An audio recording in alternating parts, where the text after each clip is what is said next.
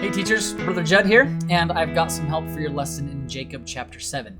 Now, Jacob chapter 7 is one of the chapters where we have an antichrist show up. In the Book of Mormon, we have a number of antichrists, but here's the first one, and his name is Sherem.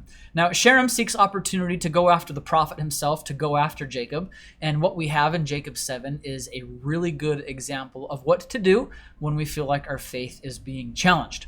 So, a couple of things. I really like the suggested learning activity here at the beginning of the lesson, with maybe just a few slight tweaks to really engage your students and to let them participate a little more. It says, before sharing the following statement, consider asking, on a scale of 1 to 10, how difficult do you think it is to be a valiant disciple of Jesus Christ today?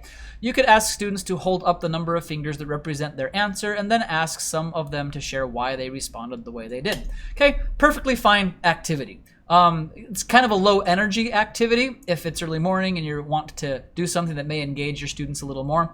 You could have some fun with it. You could lead up to the question that is being asked there. So maybe first of all you could say, all right students, I have a series of questions and I've put post-it notes on your desk and I just want you to write the first thing that comes to mind.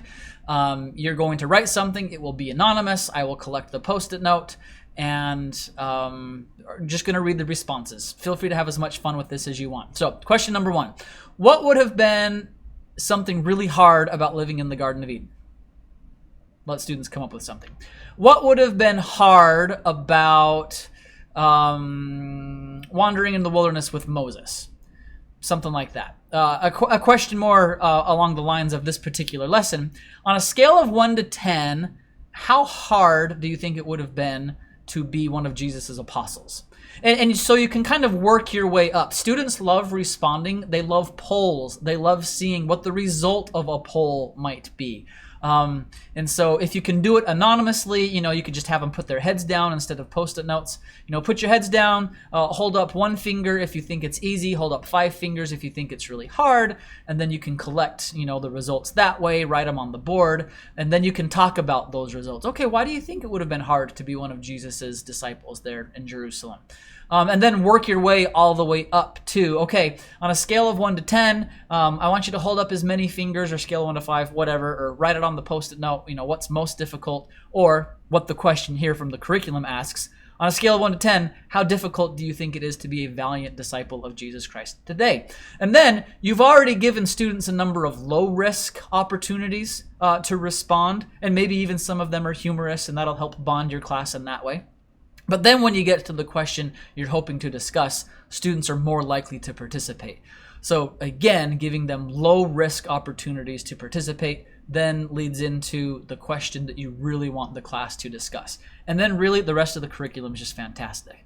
Quote here starting with President Nelson, and then you get into the scriptures, you get introduced to Sherem. There's a nice video there if you want to watch. If you want a real-life example of what this might look like at the very end in the supplemental activities, there's this video put together where you have 2 university students who are, I don't know what kind of a class it is, political science or philosophy or something, where they get into the question of, well, your church hates gay people. And so you'll want to make sure that you're watch the video and you see if it's appropriate for your class to watch. You may, depending on the sensitivities of the students in your class.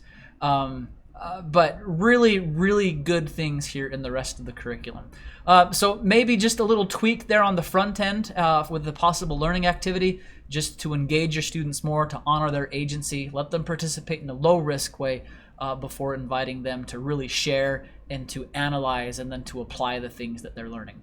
So I hope that was helpful. I hope you have a good time with this lesson, and I really hope that it leads into good discussions, because you do. Anytime these antichrists show up in the Book of Mormon, it's a really good opportunity to feel or to get a sense of how your students are feeling about things. And do these antichrists bring up any good points? Have you ever heard anything like that? Do your friends say such things? Have you ever thought something like that? And to let your students know, if they have, they're not cast off. It's not like we're going to kick them out of seminary. But to let them know it's all a part of the learning process is to engage with difficult questions and difficult situations. I believe that's partly why these antichrists keep showing up in the Book of Mormon, is to give us really bad examples. So one, we can see, well, at least I'm not clear off like that, but then also to teach us how to encounter and how to deal with such difficult questions and situations. So I'll have another training for you next week, and until then, take care and God bless.